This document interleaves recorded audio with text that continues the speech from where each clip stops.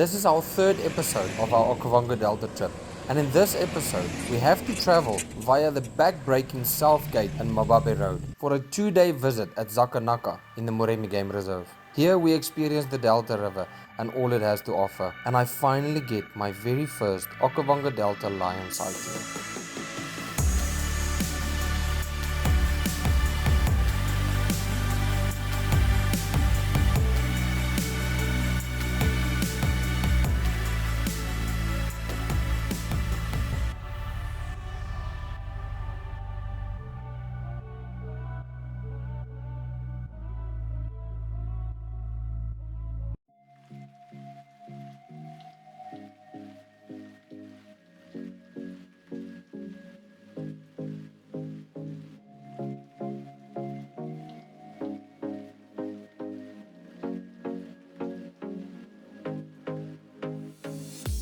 Waking up in Gumaga, we had mixed emotions about the road we knew we had to take to get to the Moremi Game Reserve.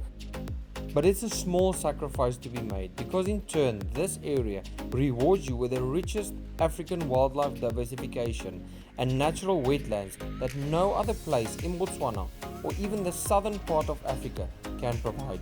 The Okavango Delta is a uniqueness on its own.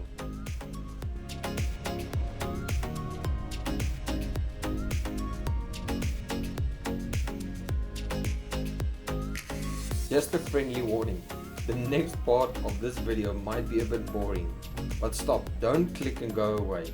It is worth it, I promise you. The end of this video gets way better. But the reason you might ask why post these travel clips in the videos is for me to give a bit better perspective to the viewer or to somebody who would love to visit Botswana of what to expect. You see, Botswana's got a lot of beautiful places to visit and a lot of things to see.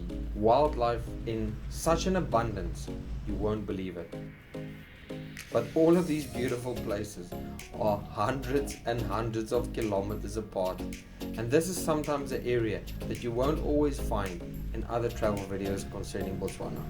But please, like I promised, stick through to it. Gets better as soon as we reach Zakanaka or the Moremi Game Reserve. That place is just magical. One thing you have to notice while watching these videos or when you ever visit Botswana is when you even just travel on the main road from Gaborone in the south all the way to Kasane in the north, how many times the bush changes. The scenery around you changes from town to town and village to village. It's such a special place.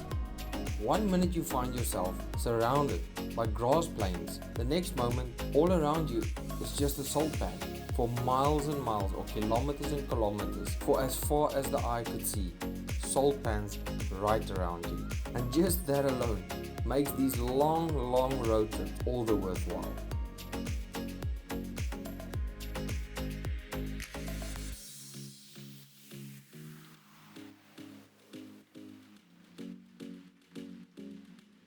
After stopping for a quick stretch and a late lunch just outside of Maun, we were ready to take on this horrible road that was ahead.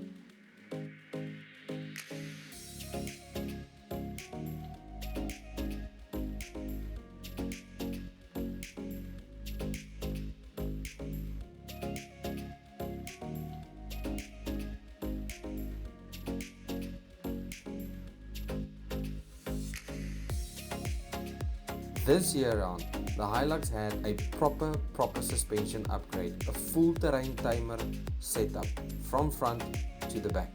All bushes, shocks, leaf springs and coil springs were replaced with brand new terrain timer suspension.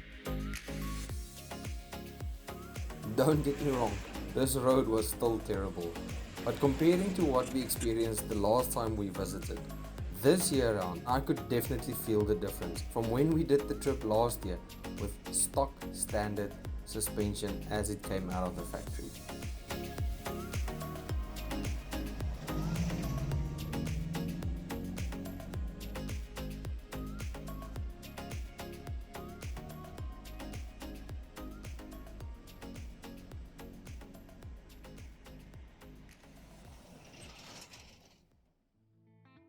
Taking this last little corner, before we head on through the Zakanaka gate into the Moremi game reserve is what all this travel was about.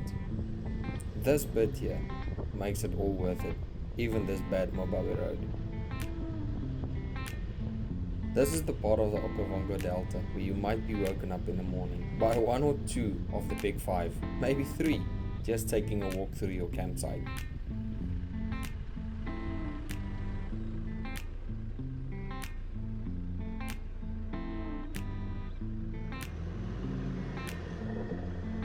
This is exactly what I promised in the beginning of the video. As we're about to enter this gate, the whole Botswana scenery changes. I mean, just look at this golden sunset welcoming us into Moremi.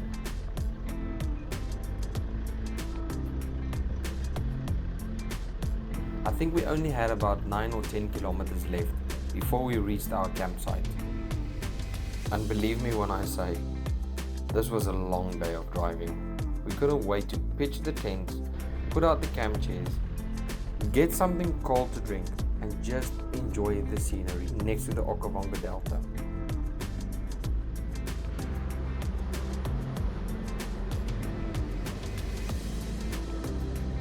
And to be completely honest, I couldn't wait for the fresh bread that we were planning to bake this evening.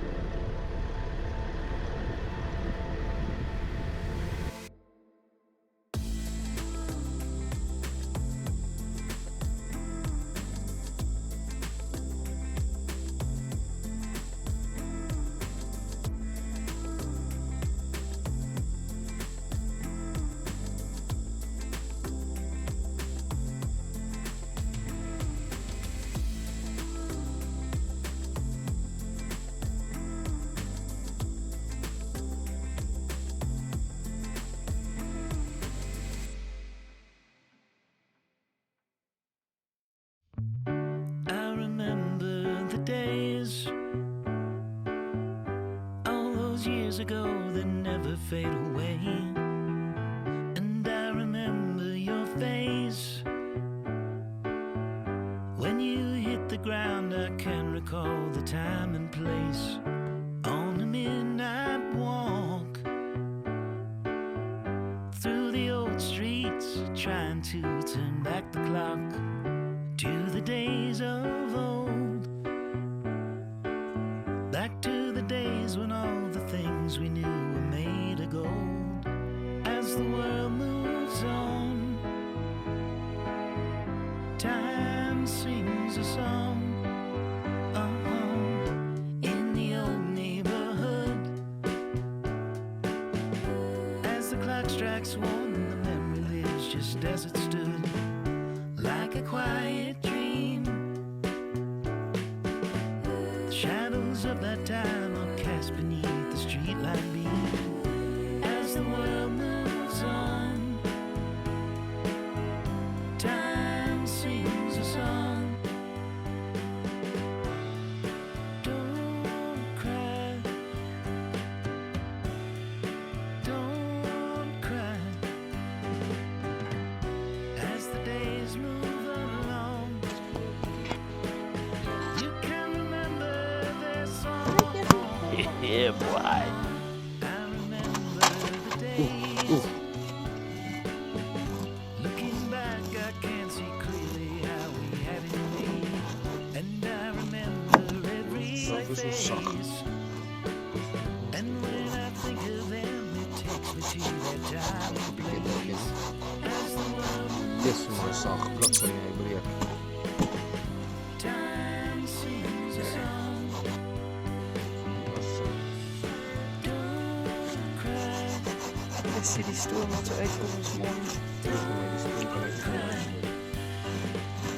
Sorry, hè? Maar het is waar zacht. You can remember that song.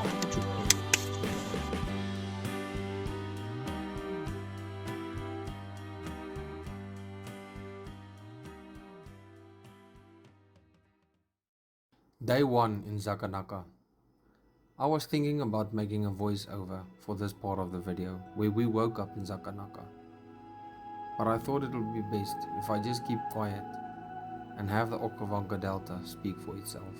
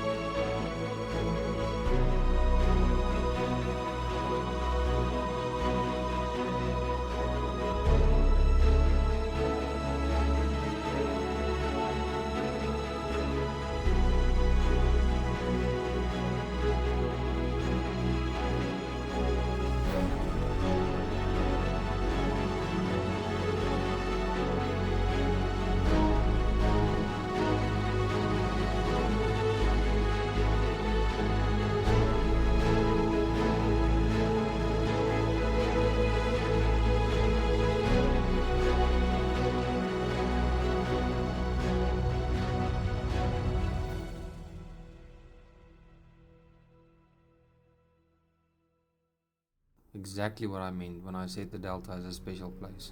All of this that you just witnessed was literally within 5 to 8 kilometers from our campsite. And starting the day on such a note, we knew that we just have to find the lion that we heard calling right through the night. They couldn't have been too far. They were very clear. We knew from the direction that we heard the calls that the lions couldn't be too far from Third Bridge. So we knew Third Bridge was the general direction that we had to travel. But since we've never been there, we relied on the GPS to take us to Third Bridge. But that isn't always the solution to your problems when you head into the Okavango Delta or any park in Botswana. As you would have noticed in some of our previous videos, that even with the exact coordinates, it's hard to find the sites that you have plotted into the GPS. But nonetheless, the drive that we took to Third Bridge was a wonderful drive, because this bush always delivers. There is always something to see around every single corner you take.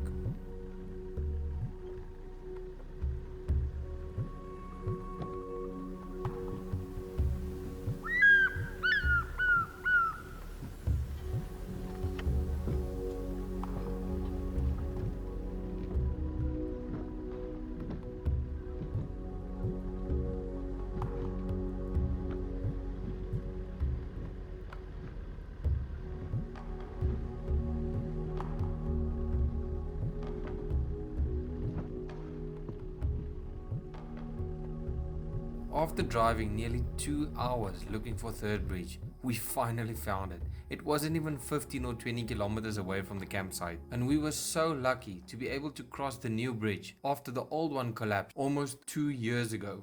They do have a little tuck shop not too far from the campsites where you can restock on your supplies, get a few cool drinks. If you're lucky and it's working, you might be able to borrow a bit of Wi-Fi from one of the rangers who might be there by the tuck shop when you're there. Just in case if you have to let anybody know at home that you arrived safely in Third Bridge. Fortunately, we came across one of the game viewers who then told us exactly where to travel and in which direction we need to go to find the lions, which was no easy task on itself, because when a lion rests under the shade of a tree, it is super hard to spot it, and you're not always guaranteed that they're lying right next to the road.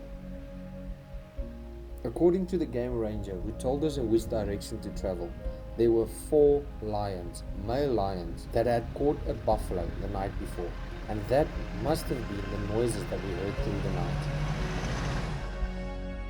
But we only saw these 3 males. There were 3 beautiful male lions that we saw that were hiding away from the hot sun under the shade of a tree.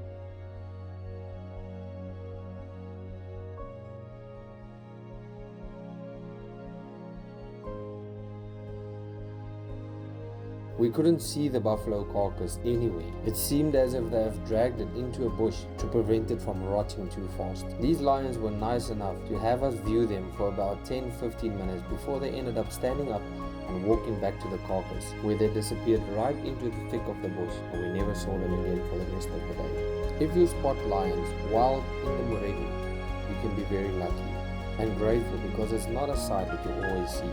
And I'm really happy that I had the opportunity to see these wild lions just lying out in the open.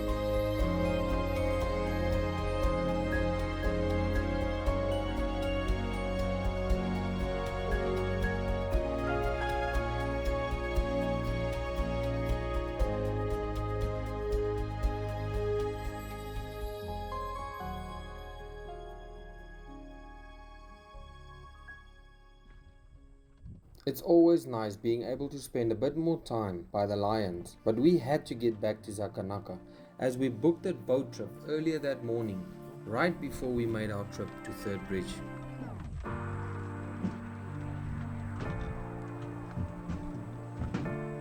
A narrow channel just for 5 minutes, and then we get to the main channel.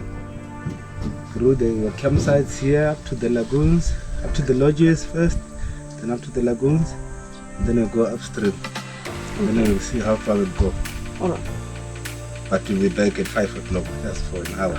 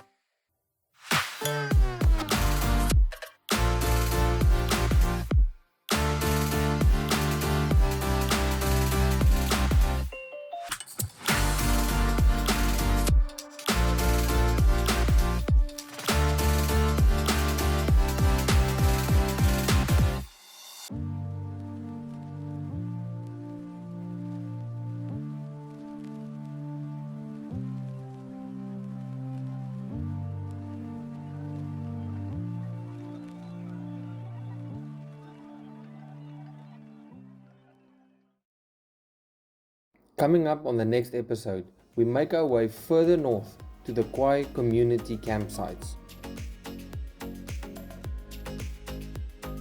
We spot a young female leopard, as well as a pride of lions fighting over a hippopotamus carcass with a few crocodiles which are in the Kwai River.